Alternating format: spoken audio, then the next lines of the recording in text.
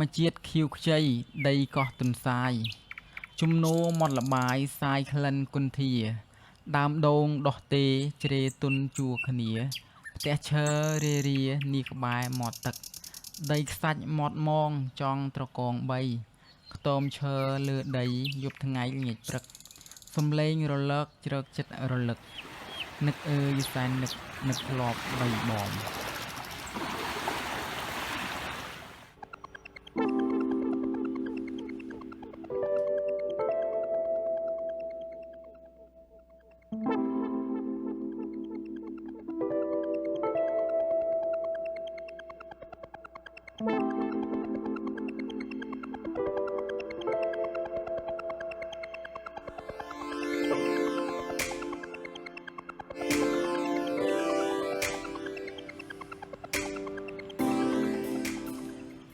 ស្រៈមន្ទីរជាតិមានរក្សាទុករូបសំណាក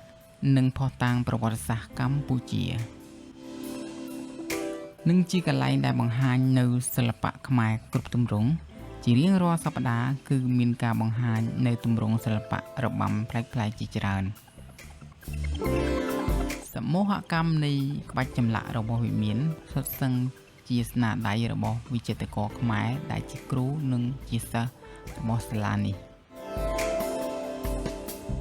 ស្រៈមន្ទីរជាតិស្ថិតនៅក្នុងមណ្ឌលតែមួយរបស់សាលាភូមិន្ទវិចិត្រសិល្បៈ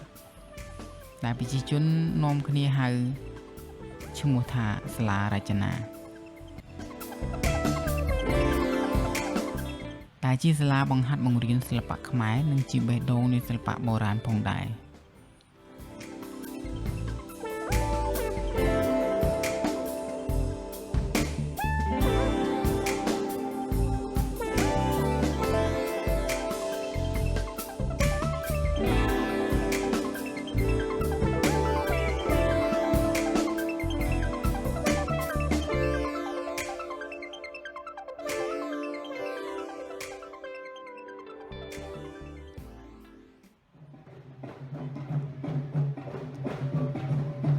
របាំនីមួយៗត្រូវការពេលហាត់សមជាច្រើនថ្ងៃច្រើនខែទម្រាំតែបានល្អ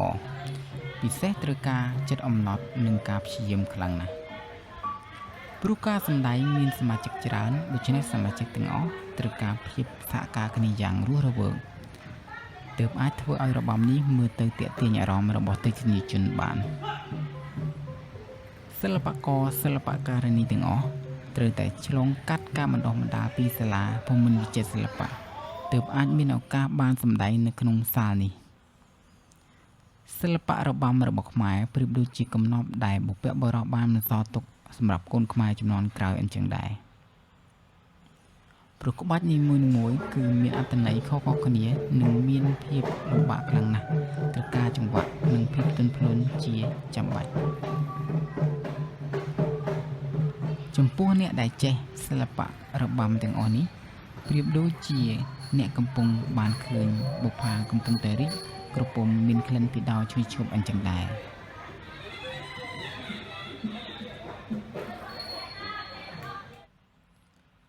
នេះជាការបង្ហាញរបាំមួយប្រភេទដែលមានឈ្មោះថារបាំគោះអង្រែ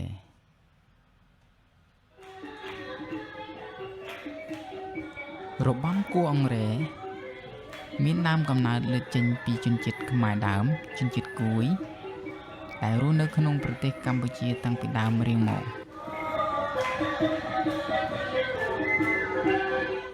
របាំនេះត្រូវការភាពស្ទាត់ជំនាញចង្វាក់តែម្ដង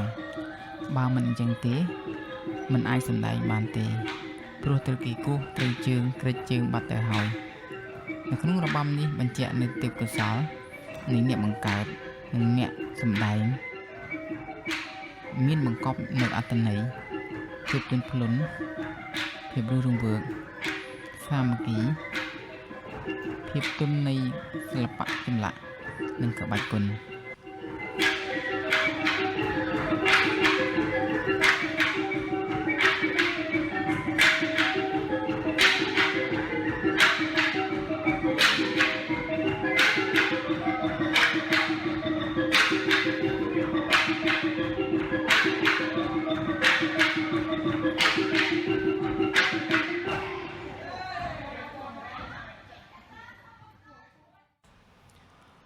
សូមថ្លែងអំណរគុណដល់បងប្អូនទាំងអស់គ្នាសម្រាប់ការទស្សនានៅវីដេអូនេះសូមជម្រាបលា